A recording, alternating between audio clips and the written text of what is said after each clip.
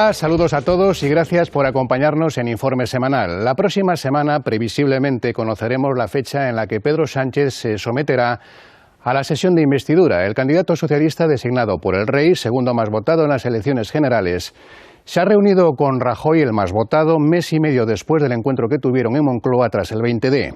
Estamos, pues, en plenas negociaciones.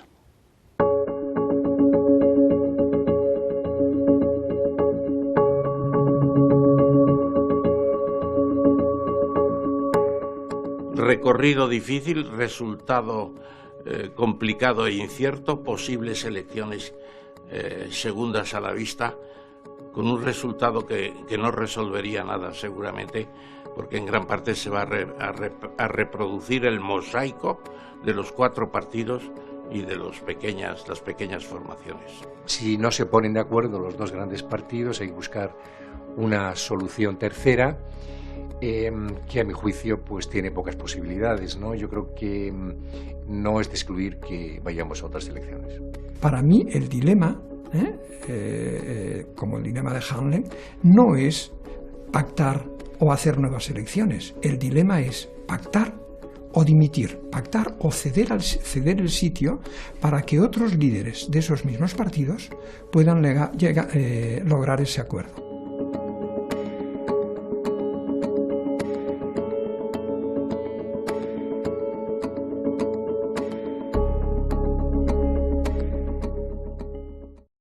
...53 páginas extraídas del programa electoral del PSOE, de entre las que mayor consenso pueden atraer: empleo y recuperación con la derogación de la reforma laboral, medidas contra el paro, ley de emergencia social y renegociación del déficit con la Unión Europea; educación y cultura con la paralización de la LOMCE y la rebaja del IVA cultural; y corrupción y regeneración democrática con el impulso a la ley de la memoria histórica, reforma del sistema electoral y endurecimiento de las incompatibilidades y las penas por financiación ilegal, sobornos y corrupción, cerrando el desarrollo del concepto de Estado federal.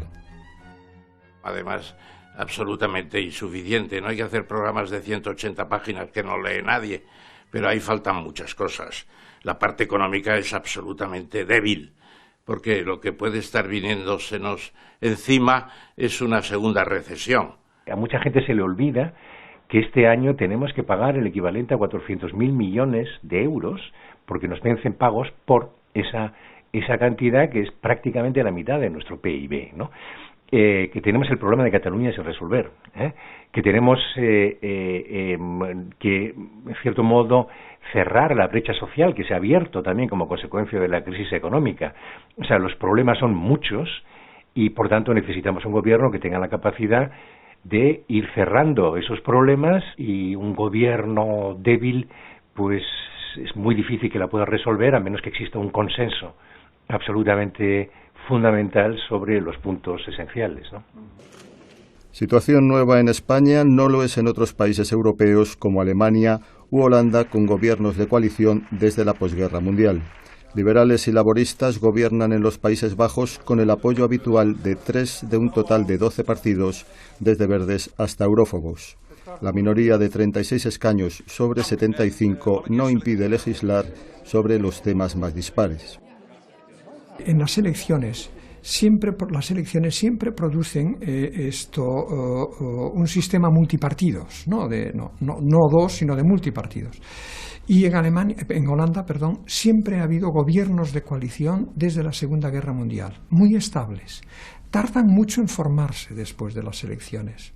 Una media casi de 4 meses tarda Holanda en formar ese gobierno. Pero tienen una ventaja, que ese tiempo lo dedican a precisar todos y cada uno de los puntos del acuerdo, de tal forma que una vez firmada y formado gobierno, normalmente no hay inestabilidad política ninguna. Una gran coalición del PP, el Partido Socialista y Ciudadanos. La gran coalición estilo alemán para resolver problemas, hacer la reforma de la Constitución, etcétera. Y ahí yo creo que tendría que haber un gobierno de coalición con un presidente que no pertenezca a ningún partido. Y dicen, ¿y dónde está ese mirlo blanco? Yo lo he dicho en varios artículos. es Luis de Guindos, no pertenece al PP, está limpio de cualquier imputación que aparezca por ahí en tantos escenarios del propio PP y tiene un conocimiento de lo que es la situación real económica, social, y tiene prestigio en Europa y prácticamente los grandes organismos internacionales como el Fondo Monetario, el Banco Mundial, la Organización Mundial de Comercio, etcétera. Si tuviese que apostar a algo, apostaría 6-4, por decirlo así, a un gobierno en minoría con amplio apoyo parlamentario.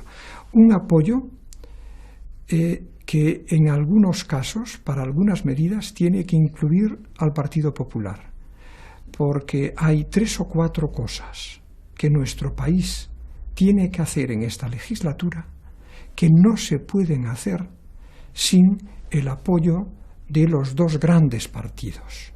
Porque de lo contrario el riesgo sería, imagínense que llegamos a un acuerdo para un mejor modelo de financiación de todas las comunidades autónomas y que en ese acuerdo no ha participado el Partido Popular. Pues probablemente el Partido Popular haría lo que ha venido haciendo el PSOE hasta ahora, que a cada medida o reforma del Partido Popular anuncia ya desde el primer momento que cuando lleguen al gobierno echarán abajo esa medida. Mientras Sánchez se reunía con patronal y sindicatos, Mariano Rajoy recuperaba protagonismo presentando su propio plan de acuerdo a Ciudadanos, sin olvidar enviarlo a la calle Ferraz. 5 líneas para la coincidencia: crecimiento económico, reforma fiscal y financiación autonómica, servicios básicos, educación y fortalecimiento institucional con referencias a la unidad de España y la soberanía de su pueblo.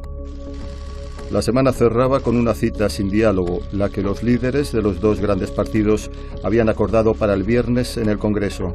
Sánchez no pide el voto a Rajoy, ni Rajoy se lo ofrece. Mantendrán los acuerdos de Estado que han respetado hasta ahora y buscarán consenso ante el próximo Consejo Europeo. La campaña electoral, que siempre tiene consecuencias, ha debilitado enormemente la capacidad de entendimiento entre los 2 grandes partidos y, bueno, pues todos sabemos qué ocurrió en el debate entre Pedro Sánchez y Mariano Rajoy. Yo creo que las posibilidades son pocas. Pedro Sánchez, que cumple 44 años el próximo día 29, espera tener para esa fecha un acuerdo con Podemos y Ciudadanos que le permita la investidura en los primeros días de marzo.